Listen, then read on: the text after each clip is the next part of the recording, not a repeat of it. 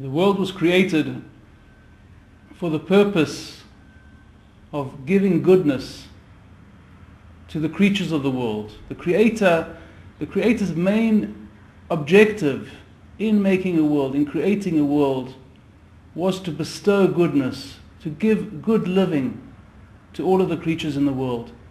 Now how that is good living, that's a different topic, but that is the intention of the world. It's about bestowing goodness, giving goodness to us.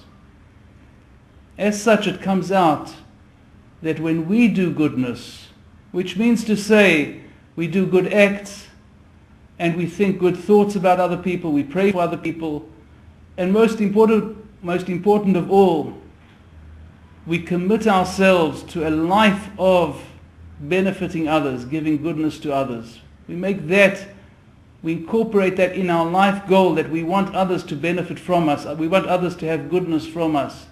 When we do that, so then we align ourselves with the intention of creation. We align ourselves with the Creator, and as such we become part of His force, His creative force. In a sense, it's like we're a pipeline. He's bestowing goodness through us. We're receiving this goodness and then passing it on. And as we pass it on, so we receive more and more goodness and pass on more and more goodness. Like a pipeline which is clear right through, where everything just pours right through. So the Creator uses us as His conduit, as His pipeline to bestow goodness in the world. This is the power of goodness. In the weekly Parsha, we learn about the cities of refuge. A man or a woman who killed another person by accident. So the Torah provides a city of refuge, a place for that person to go to. And the Alter of Kelm points out three ideas over here. Number one, we find that this mitzvah of the city of refuge, Moshe Rabbeinu himself, even though it was in the last months of his life, he put special attention, he gave special energy and effort to setting up the city of refuge. He himself personally took this mitzvah in hand that the city should be set up. Even though it would only be effective much later, still he wanted to have his share in setting up these cities. The second idea is that the city of refuge is for a murderer. We're doing kindness to a murderer, someone who's maybe at the lowest end of society. Imagine he's fallen so low that even though it's an accident, but he actually comes to kill another Jew. And even so, we're totally concerned with his welfare.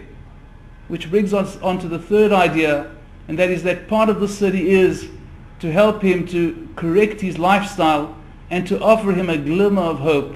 We want him to have a hopeful future. We want him to hope in himself and to believe in himself and his ability to improve his life.